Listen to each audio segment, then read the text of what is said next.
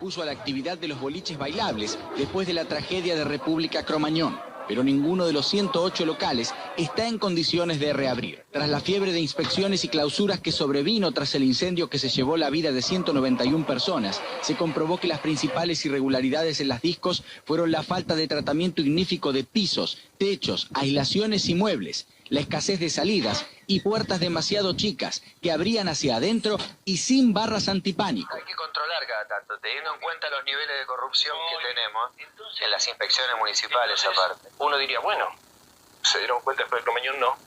Yo esto lo advertí en noviembre del 2003, un año antes. Entonces, ¿qué hice yo? Eché a todos los inspectores. Entonces, bueno, después de Cromañón. No, un año antes.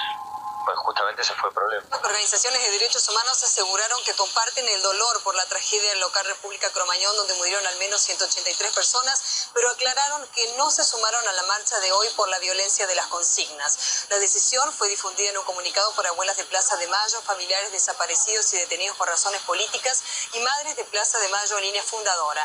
Compartimos el dolor de los familiares, amigos y compañeros de las víctimas de la tragedia del 30 de diciembre.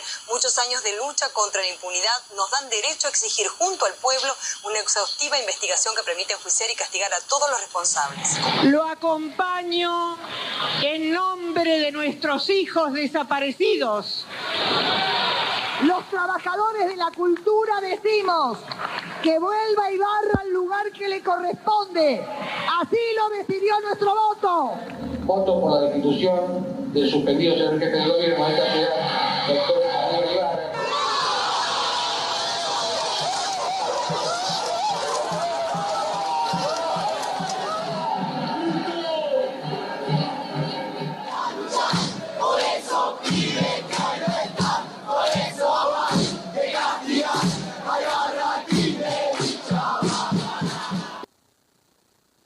Segundo bloque de Que sirve que mirar, y ahora sí ya dentro de la columna Generación Cromañón por Victoria González, así que segunda columna de Generación Cromañón, así que estábamos un poco hablando también de la memoria, así que bienvenida Victoria, tu nueva columna. Otra vez, bueno, volvemos nuevamente segunda columna, como decías vos, y bueno, ya vamos a arrancar con lo que es el análisis de Generación Cromañón. Generación Cromañón es el ciclo de podcast que hicimos durante el año pasado en el marco de los 20 años de la masacre de Cromañón, donde participaron sobrevivientes, familiares, amigos, artistas y también estudiantes de UNDAV, que estuvieron acompañando este proceso. Generación Cromañón es el primer ciclo completo de Cromañón, que nace desde un espacio de familiares y de sobrevivientes, ¿no? Apoyado y acompañado por muchos espacios, por muchas personas, digamos, familiares y sobrevivientes que fueron son víctimas de la masacre. Un ciclo de podcast de 9 capítulos, donde, como bien decir, la producción fue meramente de sobrevivientes y familiares. Obviamente quienes estuvimos ahí, me tocó conducirlo, y muchos de los compañeros que también, como vos recién mencionabas, de la licenciatura de periodismo ahí de la UNDAP, nos dieron una mano en la producción, pero era necesario también remarcar esto de que está hecho por sobrevivientes, porque la mirada cambia un montón. Sí, cambia un montón, y también el tratamiento, ¿no? Sí, bueno, de hecho tenemos, hoy vamos a analizar ahí lo estamos viendo, estamos viendo en pantalla lo que es la página de YouTube donde está el ciclo así que lo pueden ver, seguir, compartirlo. Generación Cromañón es que se llama, y ahí así lo pueden buscar por YouTube. Un éxito, 25.000 reproducciones, y todavía es, la verdad, es todavía no pudimos dedicarle el tiempo que se merece para poder hacer difusión, las charlas y demás que, bueno, estamos haciendo. Pero bueno, queríamos traerlo acá también al programa y poder ir analizando, porque un poco desgranarlo, ¿no? Desgranar un poco, analizarlo, porque tenemos la oportunidad de escuchar varias voces, o sea, son distintas posturas que tiene desde distintos lugares donde distintos analizamos Cromañón, ¿no? Claro, distintos enfoques que analizamos Cromañón. Así que bueno, le queremos hacer el análisis ese. Hoy les traje el quinto capítulo, que bueno, es el de Gonzalo Sanservino. Gonzalo, doctor en historia, historiador, investigador del CONICET y autor de este libro que para mí, lo quiero mostrar, que se vea bien, es una joya. Es uno de los libros, de los pocos libros que están avalados por el CONICET. Es una investigación científica donde todo el contenido del libro está respaldado.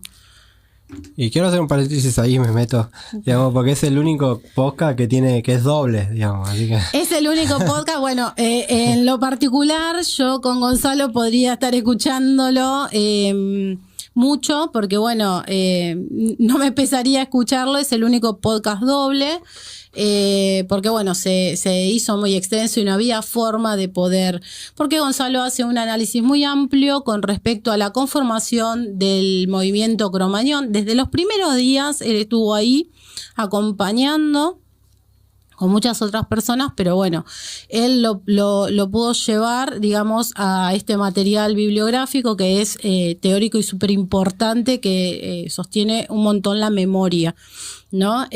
No solamente eso, que él hace el análisis de el movimiento Cromañón, cómo surge, cómo se va desarrollando, con las primeras marchas que se hacían, esas marchas que eran multitudinarias de 10, 11 cuadras, donde había un reclamo casi claro. En ese momento era una consigna bastante clara y unificada, que después se fue fragmentando. Después, bueno, podremos analizar, ¿no?, por qué se fragmentó, pero en ese momento era un análisis y una consigna muy clara, que era...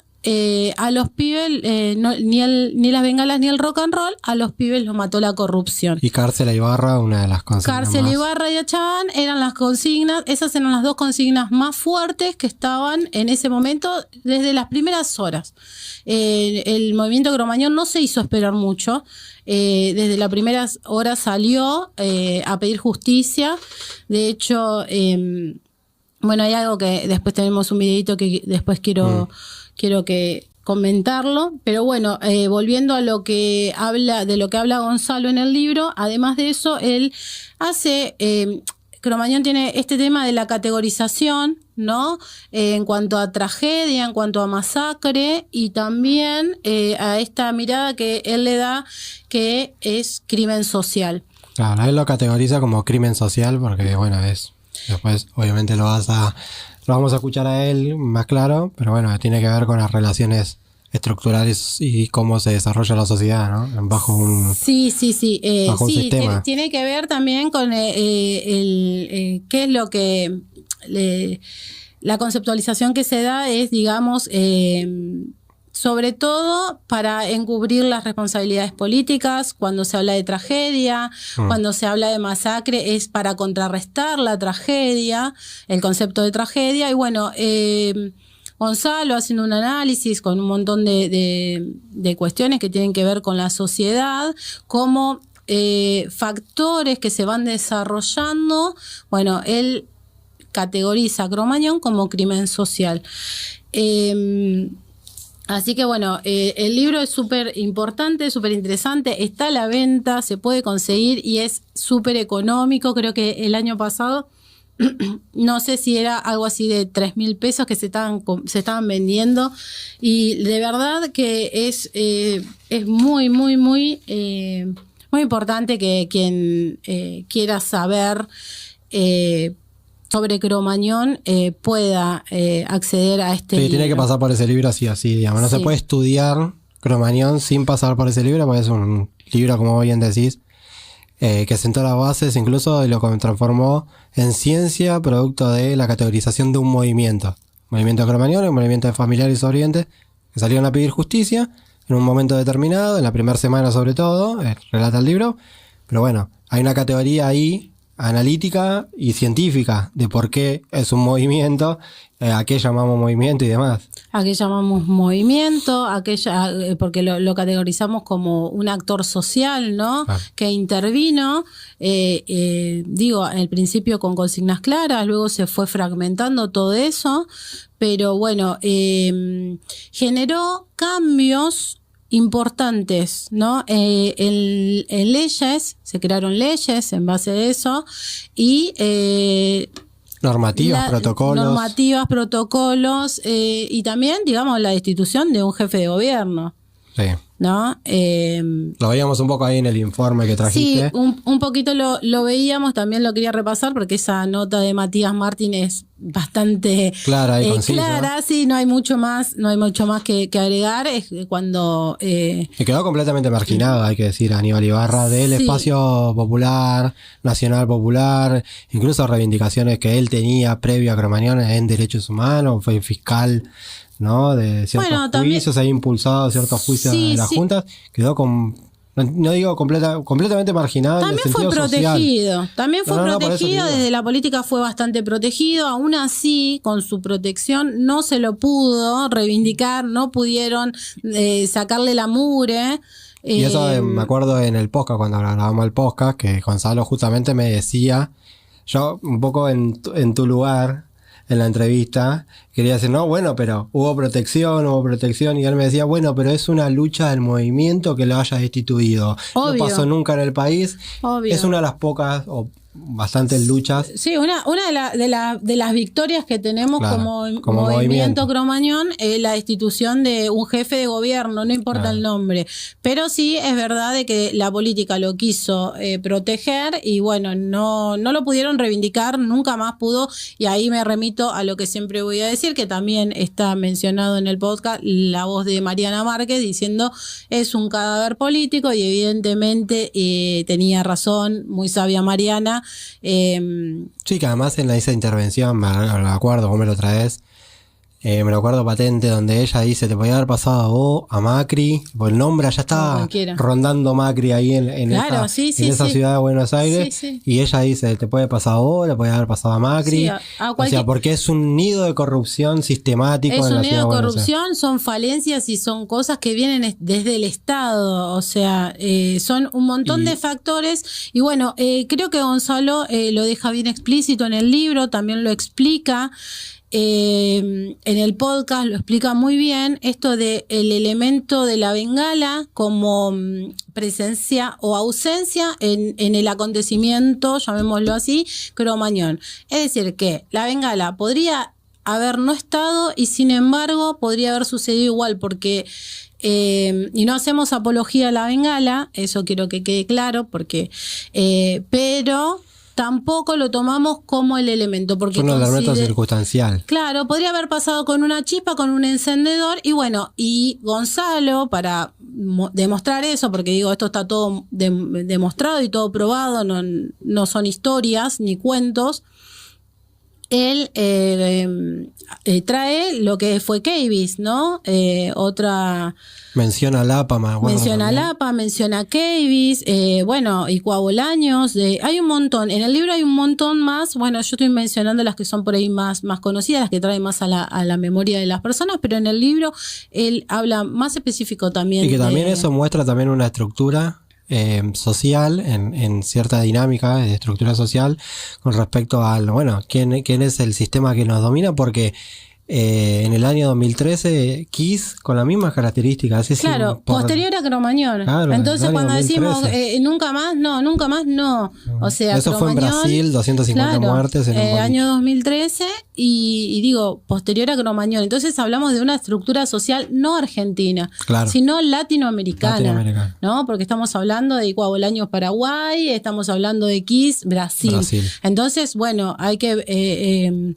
hablemos, ¿no?, de eso. Una región. Pero también lo que traigo acá, lo que está acá, esto es que lo quiero mostrar. Quedó bien la foto impresa. Quedó espectacular. Esta foto es una de las... Tiene una gran historia. Una de las 200 fotos, 200 y un poquito más, ya nos volamos, nos enseñó, que está donada al Archivo Nacional de la Memoria, ahí la pueden pedir, también la pueden pedir al espacio Cromañón, también los enseñó, o a mi persona, y le pasamos el drive para que lo vean digitalizada. Está declarada de interés histórica nacional, junto con los murales, uno de ellos es este, y otros más que están en el santuario. Y ese mural tiene una historia. Y este mural tiene una historia, y bueno, yo la quería traer de la mano de uno de los protagonistas, ¿no? Que, a ver si, Diego, me puedes poner el videíto que nos va a contar la historia de este mural. En ese mural yo participé porque mi organización había sido la que lo había impulsado. Se pinta este mural y en paralelo se va armando también con los pibes de la vigilia, que era el acampe que estaba ahí de sobrevivientes de Cromañón. La idea de este mural era ligar lo de Cromañón con otras masacres y otros crímenes sociales. Pero bueno, estas expresiones artísticas tienen que ver con la solidaridad, con que significó en ese momento Cromañón para la sociedad. Quizás hoy es inentendible, no sé, que de repente después de un incendio, los que sobrevivieron al incendio se queden ahí acampando durante un mes y medio en la puerta del lugar exigiendo justicia, y que venga gente y diga, bueno, vamos a hacer algo para potenciar el pedido de justicia, ¿por qué no pintamos un mural? Y surgen esas expresiones que hoy, 20 años después, todavía están ahí intactas, sin que hayan sido restauradas ni nada, han quedado como parte de la historia de la ciudad de Buenos Aires. Bueno, quien hablaba, Gonzalo Sanservino, autor del libro Culpable y autor de la pintura, dicho por él, de las caras que tiene este mural, que son Juanjo Álvarez, Aníbal Ibarra, Omar Chabán, Néstor Kirchner y Duhalde. Hoy todavía permanece este mural donde estaban los pibes de la vigilia, y ahí es donde quiero ir también, porque me parece importante poder recordar y hacer memoria un poquito y mencionar a los pibes de la vigilia, que son los pibes que se quedaron post Cromañón y no podían irse del lugar. Bueno, de esos pibes se habla poco. Literalmente también, ¿no? Quedaron acampando. Yo recuerdo, me lo traía igual Gonzalo en la entrevista, pero recuerdo, creo que una de las primeras veces que fui al santuario, porque todavía cuando yo fui no estaba el santuario. Yo fui al día siguiente y todavía no estaba como el espacio de santuario, sino que había vallas y ya se veía pibes reunidos ahí abajo de la estación 11, y después ya fui tres días después y ya se veía la carpa verde que estaban ahí acampando los pibes, y que se pusieron literalmente al hombro toda la causa. ¿No? Habrán pasado semanas y semanas ahí. Sí, pasaron meses ahí en ese espacio, ¿no? Bueno, después días posteriores ya tenían las carpas. Sí, pero digo que se pusieron la causa al hombro en el sentido más literal de la cuestión, porque la misma noche tuvieron que ya organizar, ¿no? El pedido de justicia para los pibes. ¿No? Me acuerdo que no se podía... la morgue no quería entregar o tardaba en entregar los cuerpos. Ellos estaban ahí también interviniendo en ese pedido formal, recibiendo a los familiares que todavía estaban encontrando a los pibes. Fue un trabajo realmente increíble el que hicieron, de un lugar de sobrevivientes. Además habían vivido la masacre en carne propia. Sí, eso también es importante siempre remarcarlo, siempre decirlo, porque Cromañón marca eso, ¿no? pibes salvando pibes, héroes que éramos compañeros, amigos, salvando pibes, y pibes que se fueron por salvar pibes, Claro. y pibes que se quedaron. Y no es una ¿no? cuestión de romantizar, ¿no? No, Sino no, una no. cuestión literal. Es una cuestión de que esto es así. Pibes que se quedaron, pibes que no se volvieron a su casa, que se quedaron llenos de tizne, no podían volver a su casa, o sea, necesitaban estar ahí, necesitaban ponerse a luchar por esos pibes y a pedir justicia. El pedido de justicia fue lo primero. Muy fresco, fue de las primeras horas fue. Y esta foto que vos traes, que a la vez trae el mural, que a la vez trae a los pibes de la vigilia, es como una especie de, ¿no? Un poco del arte, traer, decidir fotografiar ese mural, que a la vez tiene una historia y que a la vez trae la historia de los pibes de la vigilia, es como todo un devenir de hechos que no pueden ser ni olvidados ni... Y poco se menciona, ¿no? Porque es el primer mural también. Sí, tiene su propia historia como en realidad propio mural. este con el otro, que también tenemos la fotografía, solo que bueno, como estábamos hablando del podcast, trajimos esta fotografía, son muchas fotografías, también quiero mencionar, ¿no? Que son de autoría tuya, que has trabajado desde el año 2006 con la recopilación de todo este material que hoy no está. Porque la verdad que hay un montón de murales, y este permanece, pero hay un montón de murales que no están, hay un montón de cosas que fueron fotografiadas y que son como una captura de un pedacito de nuestra historia, porque nosotros lo tenemos presente, aunque hoy ya las paredes se hayan pintado, se le haya cambiado el color al santuario. Y bueno, en el espacio, digamos, Cromañón también nos enseñó que has donado la muestra. Tenemos ese material y bueno, ahí para presentarlo también. En el chat ahí María Celeste Flores, ¿no? Creo que ya ni vale la pena aclarar quién es, ¿no? Pero bueno, te dijo a vos que también que le diga. Ella dice, bueno, buen programa, y además dice, pasó a ver la foto, obviamente. No, bueno, ¿quién es? Le mandamos un saludo, pero menciona quién es María Celeste Flores. Porque... Bueno, a mí siempre se me quiebra la voz cuando hablo de ella, de su familia. Así que ella sabe que yo le tengo un cariño muy grande a ella, a su familia, a Vicky, que en la memoria siempre está Romina, Nicolás, que era su hermana, que era su sobrino, que tienen una historia muy fuerte. Ella también participó, así que también lo vamos a traer. La vamos a comprometer a que un día pueda venir ella, ¿no? Y tocamos su podcast y pueda contar ella la propia historia de su hermana. Sí, también tiene su propio podcast, y me acuerdo, ahora que lo traes a la mención, me acuerdo que nosotros en el podcast habían propuesto, bueno, a los invitados pedirle un tema, ¿viste? Y todos los invitados pedían un tema importante que realmente la verdad que los conmovía y demás.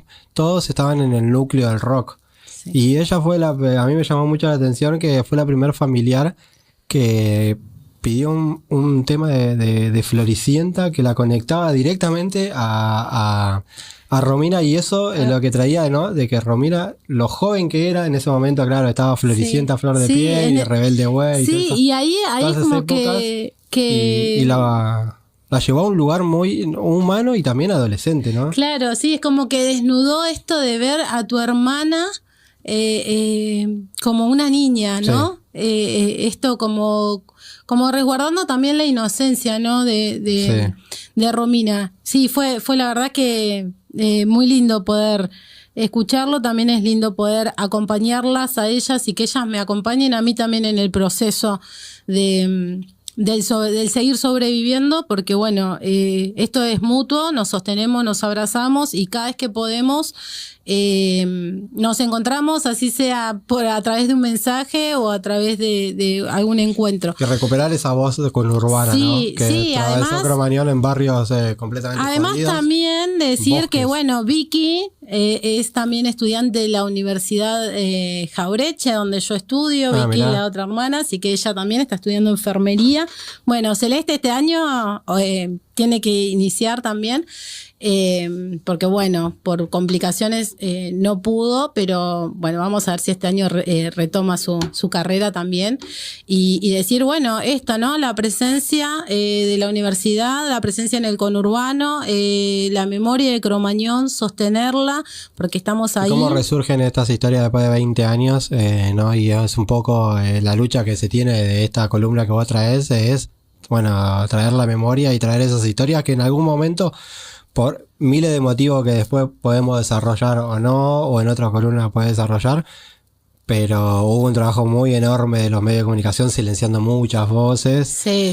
Lo has vivido en carne propia, Sí. digamos, no es que te lo podemos contar, ni mencionar, ni hacer un análisis del periodismo, porque lo sufriste, lo viviste en carne propia. Ellos Sí, también, ellos fueron muy castigados también por el morbo que también que se generó en su historia. Que se generó a través de la historia de Nico, también la estigmatización de Romina como mamá por haber llevado a Nicolás, también la sufrieron ellos, Sí. la censura también la sufren, el silenciamiento, la utilización y también, y esto es por mi cuenta, yo he sufrido el poner en duda la historia de uno, la historia del otro, poniendo en duda a todas las personas que están poniendo su voz también y acompañando. Y eso, hay una frase que dijeron por ahí en algún momento, violencia es mentir, no, violencia es violencia y crear sobre historias de otra persona, eso también es violento. Poner en duda la historia de otra persona es violento. Y por otra parte, necesitas, tampoco lo pienso esto, que no se necesita ninguna reafirmación más que la tuya como para poder poner en palabras y en contexto y comprobar, qué es lo que viviste. Y tener que comprobar y revictimizarte cada vez que a alguien se le ocurra, eso es violencia. Eso también. Y eso también lo hace un poco el Estado, ¿no? Y el gobierno de la Ciudad de Buenos Aires, que somete a sobrevivientes a poner todos los años un carnet o una pericia psicológica o física o el de cuánto sea, digamos, ¿no?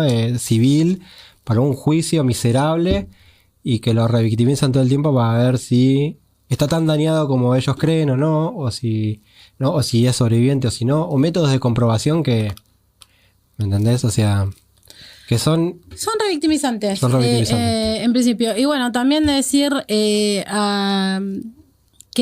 la gente del norte, del sur, del fondo, del oeste y más al fondo del sur, estamos los de Varela, estamos los de Berazategui, estemos donde estemos, seguimos estando presentes, por más que nos quieran tapar, por más que nos quieran pisar, estamos juntos y tenemos fuerza porque estamos juntos, porque siempre luchamos por la memoria, por reivindicar las historias de cada uno de nuestros pibes y pibas que se nos fueron y de nosotros mismos. Y por eso el compromiso de la comunicación, y esto lo agrego yo, digamos, en tu columna, pero me animo a decir que hay un compromiso extra de la comunicación y del periodismo, ¿no? Porque ustedes entendemos que tomaron la rienda de la narrativa de su propia historia.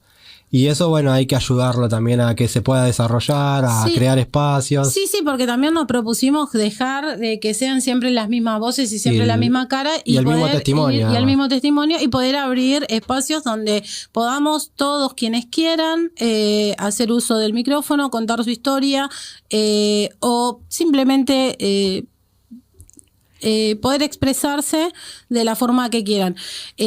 Bueno, nada, quiero mandar saludos a Celeste, a su familia, a Cintia, nuestra co-conductora que está del otro lado también comentando. Te esperamos, Cintia.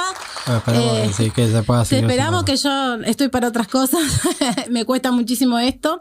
Así que, bueno, también Naila, que está del otro lado, Nair y Yara también. Que están ahí. Hoy todavía no se conectó Natalia, pero bueno, vamos ahí, ¿no? Bueno, quiero mandarle saludos antes de despedirme con la columna. Quiero mandar saludos, por supuesto, a Gonzalo Sanservino, que nos dejó un material importante, importante, interesante para poder analizar Cromañón. Paso el chivo, digamos, no es un chivo, pero realmente si quieren conseguir el libro, ahí decimos ediciones R&R, ¿no? También lo pueden escribir al Facebook o al Instagram de Acción y Revolución, que son los que... ¿no? Porque todavía tienen un montón de libros y es necesario también que la gente lo pueda comprar. Aparte, a precio popular. Sí, el precio es muy económico, así que también. Y también invitamos a ver el podcast. Sí, el ciclo de podcast Generación Cromañón, que nos sigan por las redes. Capítulo 5, 1 y 2, es Gonzalo. Invitamos a que lo vean completo, por supuesto. Dejar saludos a Leo, que hoy me escribió también, a mis compañeros de siempre, a Leandro, a Leandro Yesi, a Maya, que siempre están ahí mandando un mensajito, acompañando. A todos, no quiero que nadie quede afuera, me cuesta mucho ir mencionando, siempre me voy y me queda alguno afuera, pero bueno, saben quiénes son los que siempre están acompañando, que están también haciendo memoria, así que bueno, nada, mandar saludos a todos y bueno, nos vemos pronto. Sí, próxima columna, nos vamos a estar viendo a ver qué traemos. Sí, así que bueno, nada, reivindicar la historia de este mural, que a la vez trae la historia de los pibes de la vigilia, realmente quienes estuvimos ahí para verlos y también fotografiar, realmente nos traen un montón de recuerdos que son difíciles también de borrar.